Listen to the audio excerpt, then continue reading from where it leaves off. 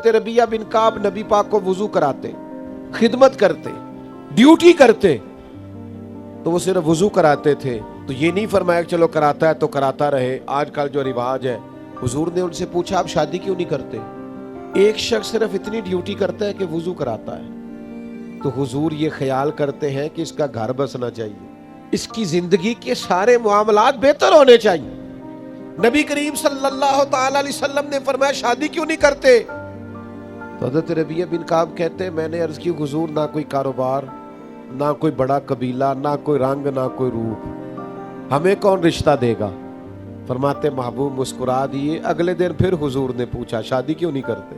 میں نے پھر عرض کی حضور نہ تو کوئی رنگ روپ ہے، نہ کوئی کاروبار ہے، نہ کوئی اونچا قبیلہ ہے، کون رشتہ دے گا؟ تیسرے دن پھر کریم نے فرمایا، تو میرے دل میں خیال آیا جب حضور جو فرماتے ہیں، جب نبی پاک فرماتے ہیں تو جو حضور کہہ دیں سانو قید سجن دا گہڑا ہے، وہ جنج رکھے ایسا اونج رہنا ہے، ٹھیک ہو گئی بات۔ اگر حضور فرماتے ہیں تو ختم ہے معاملہ۔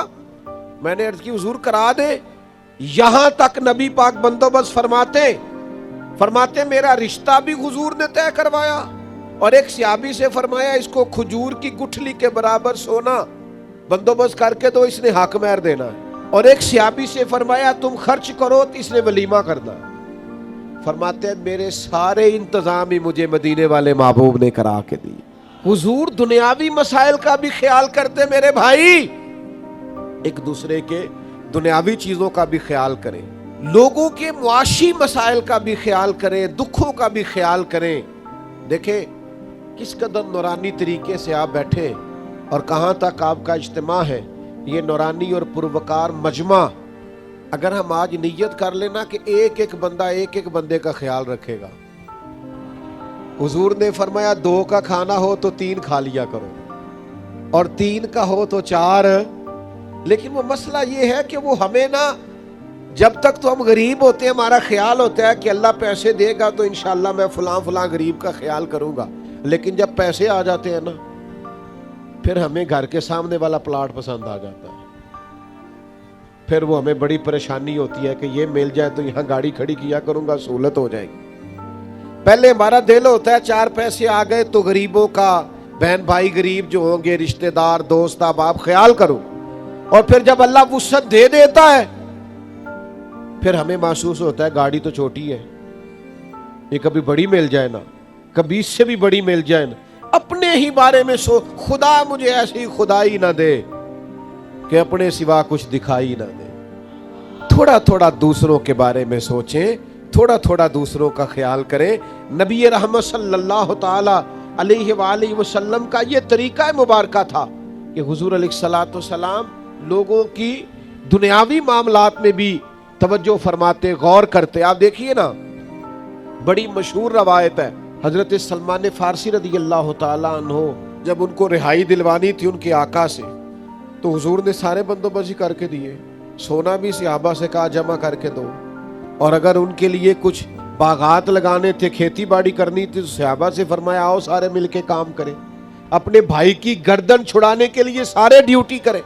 تو بھائی کیوں نہ ایک دوسرے کی مدد کریں، ایک دوسرے کا بازو تھامیں، پر ایک بات ضرور ذہن میں رکھنی ہے، کسی سے تعاون کرنا ہے محض اللہ کی رضا کے لیے، لوگوں کو غلام بنانے کے لیے نہیں، گردنیں جھکانے کے لیے نہیں، یہ کہنے کے لیے نہیں کہ ایکڑا نہ نیکی کر دینے، بھائی نہ نیکی کہ آپ کا پوسٹر چھپوا دیں، 2-4 بڑے بڑے فلیکس شہر میں لگوا دیں کہ صاحب نے ہمارے ساتھ بڑی نیکی کی ہے۔ آپ اللہ کی رضا کے لیے کریں اور پھر بھول جائیں۔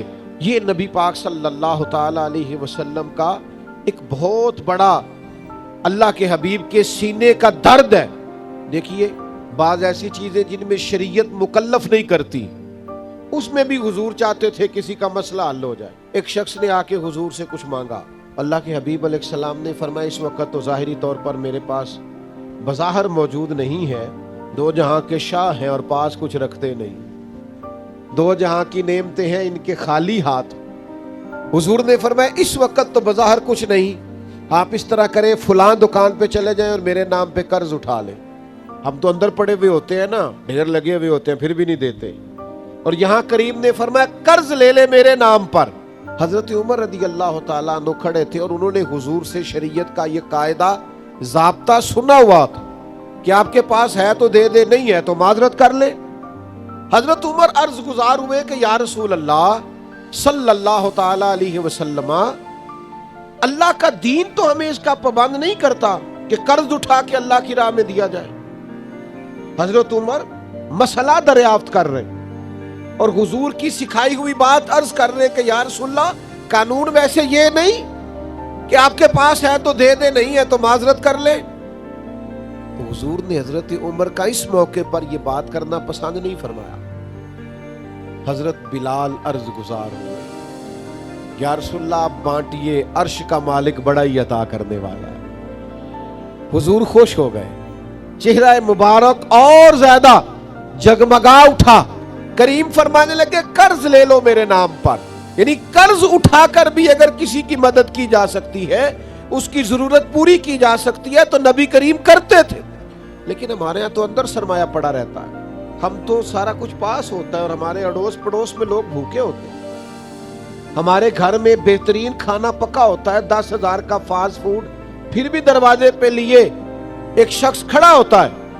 لیکن اسی گھر کے کونے کے اندر کچھ ایسے لوگ بھی ہوتے ہیں جنہوں نے شام اچار سے کھائی ہوتی ہے, لیکن ہمیں وہ نظر ہی نہیں آتے, دکھائی نہیں دیتے, توجہ ہی نہیں کرتے, ذہن ہی نہیں بنتا. میرے محبوب کا میلاد منانے کے لیے اتنی بڑی تعداد میں جمع ہونے والے حضور کے غلاموں, یار تھوڑا تھوڑا احساس ایک دوسرے کا پیدا کریں. دکھ بڑے بڑھ گئے ہیں, تکلیفیں بڑی بڑھ گئی ہیں.